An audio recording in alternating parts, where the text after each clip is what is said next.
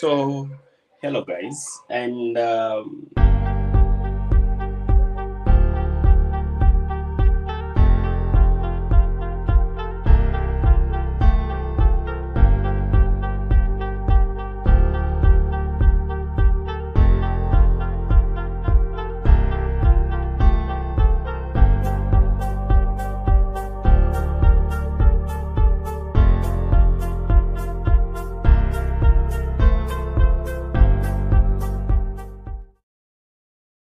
so hello guys, and welcome to another live stream in our channel. And today we're going to try and answer a question that should Chelsea actually be worried? Should Chelsea actually enter into panic mode this season? Because Chelsea, prior to the international break, were actually fourth, and now they're actually sixth place. They are behind Aston Villa and Brighton.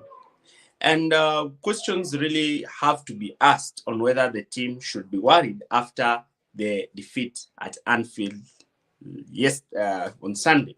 So I've actually done a tactical analysis video, a 20 minutes video, detailing how Liverpool and Chelsea were actually going to try and match each other out, and who actually came on top, and the problems that Chelsea caused Liverpool and the subsequent problems that Liverpool caused Chelsea.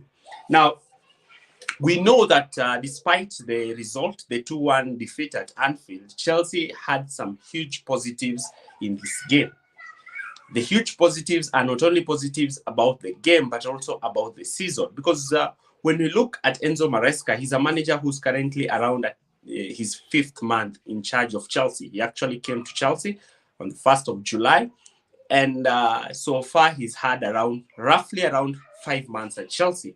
And there are some key things that you can see, that you can identify with in this Chelsea team.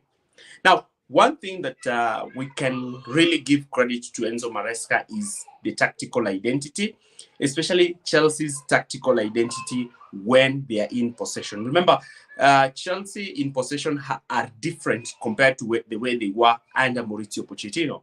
And this time we can realize that Chelsea have a defined tactical system where they build with three at the back, then two double pivots who are playing as deep line playmakers, as well as two attacking midfielders and a front three where the wingers are actually starting wide. And this kind of structure is something that we even saw in Chelsea's game against Liverpool. And I'm going to try and show you the overall tactical system that Enzo Maresca looked to try and employ in this game. But there's some things that we also need to try and check with Chelsea. And let me share my screen and present and just try to give an overview on how I have seen Enzo Maresca actually change the way Chelsea play. Now, you can see the tactical system that Chelsea are employing this season. That is the 3-2-2-3 structure that Chelsea have employed this season. And this structure has actually made it difficult for opponents to try and play through Chelsea. Now, a lot of fans had really slated me. A lot of fans had really gotten mad with me when I was doing videos in the build-up to this match against at Anfield. A lot of fans were talking about how I am not so positively inclined towards Chelsea. I am biased towards Liverpool. Some were actually even doubting if I'm supporting the team.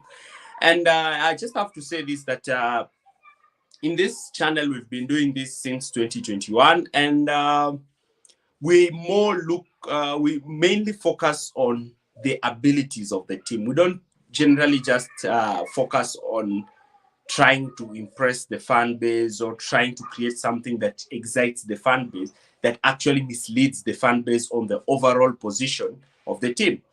And the videos that I was doing to the build-up towards this game that was played on Sunday, I was unable to actually go live because I had some internet interruptions. But if we managed to actually have a discussion on the actual position of Chelsea, you'll understand that I was not hating on Chelsea, but I was actually talking about Chelsea's position when it comes to the top 6 and in the top 4 race. Some of you are getting carried away talking about challenging for the title. I told you, you cannot just wake up and challenge for the title. You need a lot of experience. You need to have a sound defensive unit, and you have to have a potent attack. And this season, I cannot say that there's a huge problem when it comes to Chelsea's attack, because we've seen even players who did not impress last season actually impress us more. Noni Madueke and Nicholas Jackson impressing a lot when it comes to the attacking side of play. But Chelsea's Achilles heel has been on the defensive side. So one of the positives that we can actually talk about is the tactical identity, and we can see that Chelsea have a tactical identity under Enzo Maresca. It's not like something that we had last season. You don't know the starting 11. You don't know what we are expecting from the team. But this season, we have a kind of an idea of how we expect the team to play. We expect the team to look like this when we have the ball. We expect the team to look like that when we don't have the ball. And sometimes this is predictable, but sometimes this gives the team that rhythm when they are playing. They know the other player's position. And having a clear tactical identity is something that has really impressed me about the team. The other thing that I was really impressed was with Nicholas Jackson. Nicholas Jackson has come under heavy criticism, but this season we are seeing the rebirth of Nicholas Jackson. We are seeing a reborn striker. We are seeing a striker who's taking his chances, a striker who's not afraid to actually take chances, score goals, and actually put Chelsea in positions where Chelsea are able to win games. And if we just complemented Jackson's goal-scoring form with a sound defensive unit, then Chelsea should have been somewhere high up the table. So Nicholas Jackson, a player who has taken a lot of beating, a lot of criticism, a lot of harsh treatment from the fan base, has really stepped up to claim Chelsea's number 9 position as his. And we are seeing that Nicholas Jackson is not afraid to actually take on the responsibility to take Chelsea into newer heights, especially when facing tougher opponents. And another thing that is really coming up this season is we are seeing a new Moises Caicedo. We are seeing an improved Moises Caicedo. We are seeing a Moises Caicedo that is actually now being put in conversations alongside central defensive midfielders like Rodri. Moises Caicedo is winning the ball excellently. He's making passes excellently. This season, he has 2 crucial assists. I think there are two crucial assists. And even we have some pre-assists that Moises Caicedo has made. And now we are starting to understand why Chelsea actually had to pay to break the transfer record, to bring this player to Chelsea. You can see how this player is actually morphing into one of the best defensive midfielders at Chelsea. And because we are able to see how Moises Caicedo is actually growing into that position, you can see that he has an element of Kante in him, but he also has that passing and line-breaking passes that we saw with players such as Jorginho when they played in the deeper zones of the pitch. So you have 2 players in one. We have Caicedo, who's able to do the passing, who's able to receive the ball under pressure, who's able to carry the ball, and then who's able to also tackle and win the ball. Now, not only are we talking about Caicedo and his overall improvement, we're talking about a player also last season who missed the entire last season, and also a player who has come back this season. We have seen times when this player has been on the team, and that is Romeo Lavia. The first game of the season against Manchester City, you can just see this is a player who's very neat on the ball, who is not afraid to receive the ball under pressure, who receives the ball, who's able to make line-breaking passes. And I'm speaking at this position talking that Enzo Fernandez should be really, really worried. Enzo Fernandez should be really, really worried, because you cannot have Romeo Lavia coming into the team and putting up the performances he's putting. Then you expect that Enzo Fernandez is going to retain his position on the team, because Lavia is looking to win that ball back. Lavia is looking to receive that ball from the defensive area. And sometimes he's actually dropping deep to receive this ball in dangerous areas and taking away the pressure and the the pressure from Moises Caicedo. And we are seeing this partnership between Lavia and Caicedo is something that Chelsea can actually build upon. And both of them are very athletic. Both of them can actually run to win the ball back. And Moises Caicedo this season does not look isolated in midfield. And therefore, we are seeing the best out of him. He's a player who put up a man of the match performance. It's just because Salah got a goal and an assist. That's why Salah had to take the man of the match. But if it was a draw, then you have to give it to Moises Caicedo because he played the game. He bossed that midfield. He dominated that midfield. And that is something that you cannot take away from him. And this is something that we are seeing like a pattern that it's going to be in the future, that it's going to be Caicedo and it's going to be Lavia. These two players are actually going to be Chelsea's main double pivots, with Lavia being more of a sitter who receives the ball and looks to circulate the ball, the number 6 kind of a pivot, while Caicedo will be the defensive 8, box-to-box defensive midfielder, similar to what N'Golo Kante used to do for Maurizio Sarri, and what N'Golo Kante also used to do for Thomas Tuchel. That is, being the number 8 who carries the ball forward, who receives the ball and looks to pass the ball forward, as well as being the number 8 who also moves forward to try and make those assists. And that's why we are seeing a lot of goal contributions from Moises Caicedo, because he's making goal contributions in terms of creating assists. He's able to spot the runs of Nicholas Jackson and play carefully weighted passes in behind that Jackson can actually capitalize on. And it's something that he didn't do just once for the goal, but it's something that he even did twice. So we can see the making of a defensive midfielder. And you should note that Moises Caicedo is around 22 years old. So imagine when he reaches his peak around the age of 25, you're going to be talking about one of the best defensive midfielders that the Premier League has ever seen. Another thing that we need to be really optimistic about is the return of Reece James.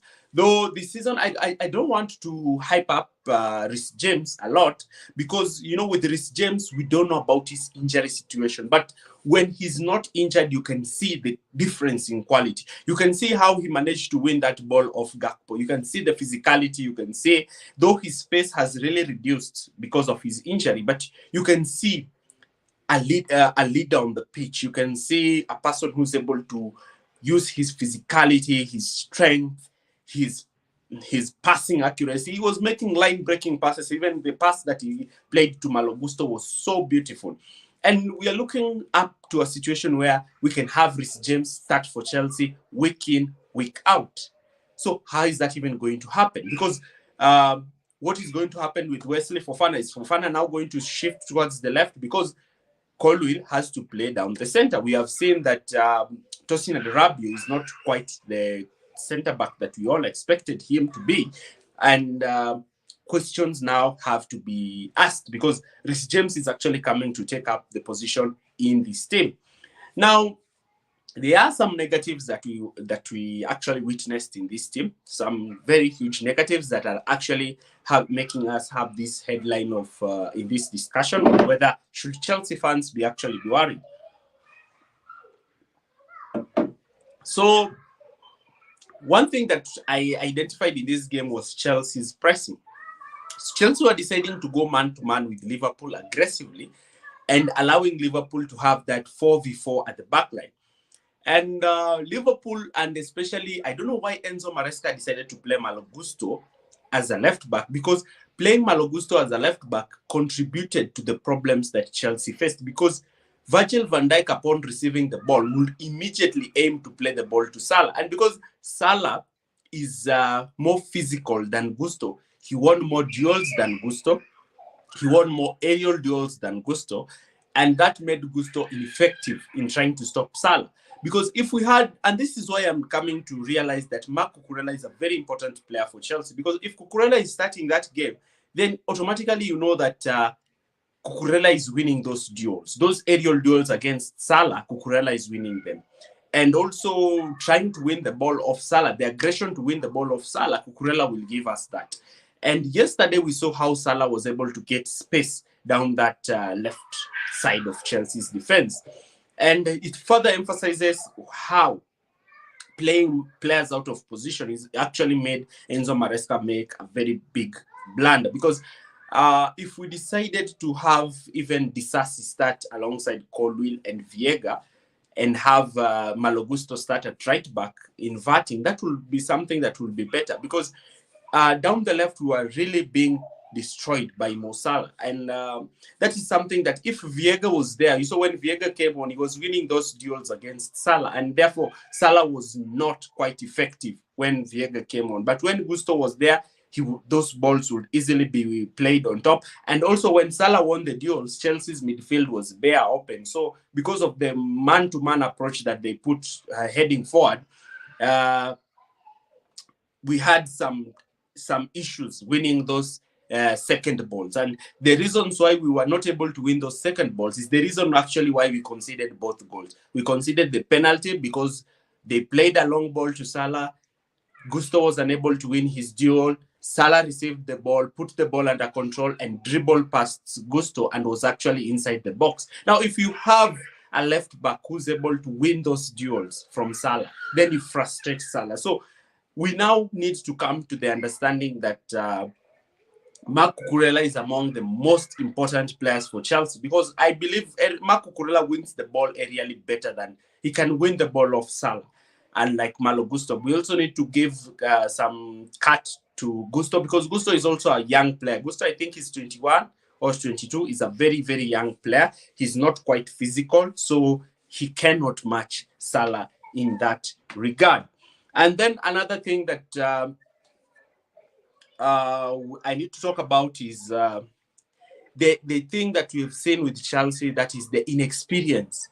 There's a reason why I was telling some fans in the comments area, and this is not my "I told you so, I told you so, I told you so." No, I don't want to be that person who tells you "I told you so." What I want to say is that the key facets to mount a title challenge is also what you call experience. You need what we call experience. And we could see throughout the game the naivety in Chelsea. For example, the two penalty calls. Okay, the first one was the referee allowed it to go. But the second one, how can Colwell be the person who actually made the wrong decision for the first penalty call, make a second wrong decision for the second penalty call? Because if the defense was organized and was experienced, you don't expect your defender to make such a clumsy tackle. You expect your defender to come in and narrow that angle. You expect your goalkeeper to actually step out and claim the ball. But Gusto made a very silly challenge, and that is emphasis that Chelsea lack the much needed experience to try and stop opponents from conceding penalties in the box. Our defenders are not great in defending inside the box. Remember, Chelsea have conceded several penalties this season. We've conceded a penalty against Liverpool. We conceded a penalty against West Ham. And I think even against Manchester City. Did we concede a penalty against Manchester City? I don't know. I think so. I think we conceded a penalty against Manchester City. I'm not sure, but you can see there is a problem with Chelsea's inexperience, especially in the backline. And another thing that I want to talk about in Chelsea's game is that the over-reliance on Cole Palmer this season has been shown, but this game and Slot came up with something to stop Cole Palmer that I'm actually going to try and do an analysis on. And can teams actually use this system to try and stop Cole Palmer? Because once they manage to have their fullbacks just touch tight on Chelsea wingers and have one of their pivots looking to cover Palmer, Chelsea should have looked to try and find the pivots with the ball, and the pivots carry the ball forward so that they can draw markers away from Cole Palmer. Like this game, Curtis Jones was touch tight on Palmer, denying Palmer any space on the ball, and that managed to mark Palmer out of the game. But Palmer did have some opportunities. Like, I think in the first half, he had an opportunity to square the ball to Noni Madueke, and he decided to take a shot. I thought that was really selfish from Palmer. He should have just placed the ball to Noni Madueke and allow Noni Madueke to take a shot, because I believe Noni Madueke was at a much better position to actually attempt a shot better than Cole Palmer. And another thing that I wanted to talk about is Chelsea's defense. Chelsea's defense is very, very weak. And this is Chelsea's defense when it comes to pressing. We need to understand when to press high and why we need a +1 when we are pressing. We cannot decide that we are pressing all of us and we don't have a +1 in defense. It is better we allow Liverpool to progress with the ball forward, then engage them in a press. Because if Liverpool are leaving 4 players against Chelsea's 4 defenders, then that is creating a situation of uncertainty, because now we have to heavily rely upon the quality of our defenders. Now the question is, does Chelsea have high-class quality defenders to actually make them go toe-to-toe with Liverpool? Because I believe that if Chelsea have Virgil van Dijk in that defense, Chelsea can mount for a title charge. But we don't have Virgil van Dijk in our defense. We don't have a Thiago Silva in our defense. We don't have a Ruben Diaz in our defense. We don't have a Saliba in our defense. And these are things that are actually going to cost Chelsea a lot of points this season, because we are coming to understand that there's a huge sense of naivety from Colwill. Tosin Adarabioyo, who's supposed to come in as a more experienced player, looks shaky. He ball watches, and he was actually responsible for the second goal. He just looked as Curtis Jones was making blind runs behind him. We are not so sure with the Badiashile. He likes to ball watch. He's very awful defending. Disasi, he's very slow, and sometimes he's prone to make mistakes in the team. So we are only left to rely upon Fofana and Levi Colwill. Based on the amount of money that Chelsea have spent in the market, Chelsea should have actually had one best and one elite centre-back. So is this something that Chelsea should go back into the transfer market to get? Because I do not believe that Tosin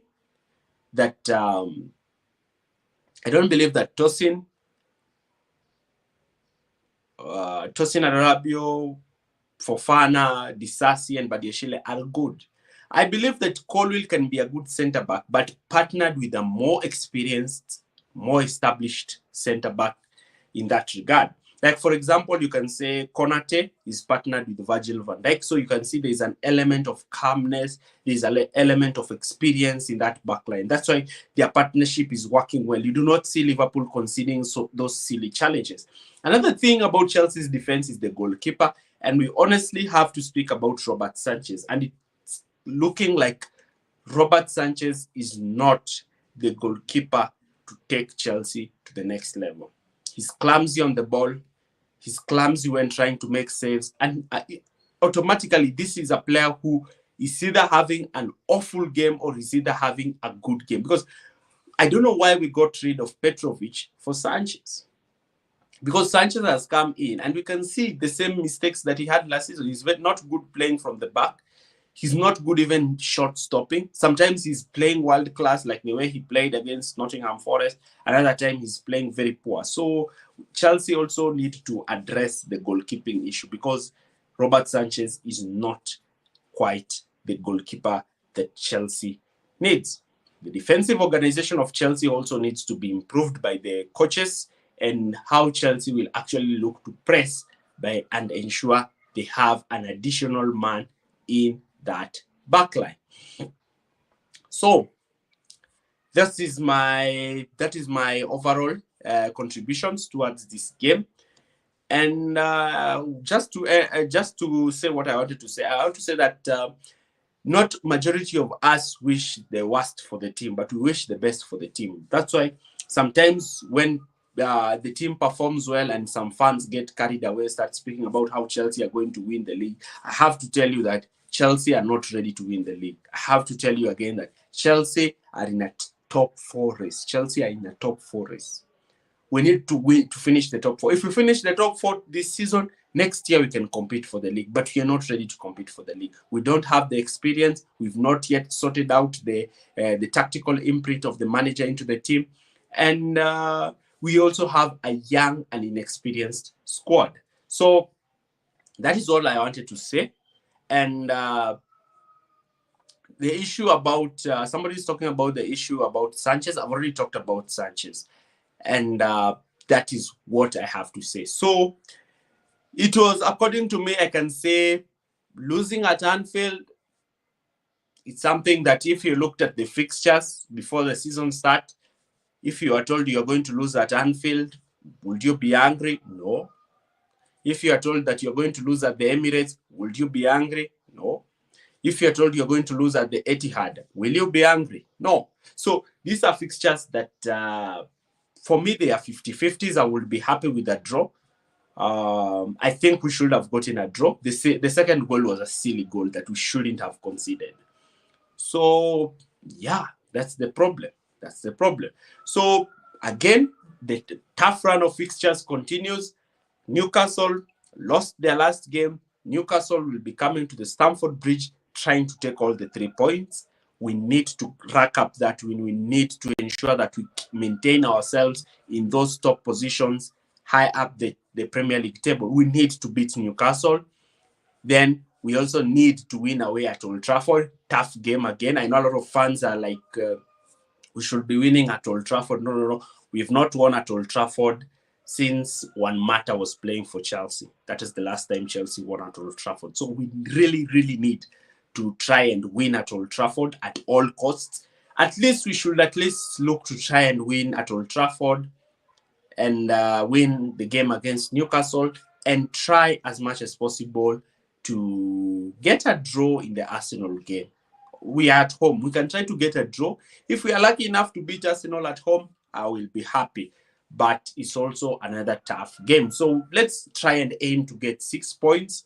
And once we get 6 points, 20 points before the next international break, then after that, we will say that we have played tough teams, and then we can probably try and go into another 4-game winning streak or 5-game winning streak from from November, late November, all the way to December and January, and probably try to find Chelsea around 60 points or 55 points by February. So that is what I wanted to talk about. I'll be doing a preview on Chelsea versus Newcastle. But before I do a preview on that, I will also do a preview on the Conference League. Then we'll have the Newcastle-Chelsea game previewed on Saturday. Then after that, we are going to try and talk about Manchester United, Old Trafford, and what Chelsea needs to do to get the best out of that. Do not forget to subscribe to this channel. Some of you watch our videos, but you are not subscribed. Subscribe to this channel. Also, do not forget to watch the tactical analysis video that I've actually released just a few hours ago. And see you again in the next live stream. Thank you very much for staying with that, and see you again.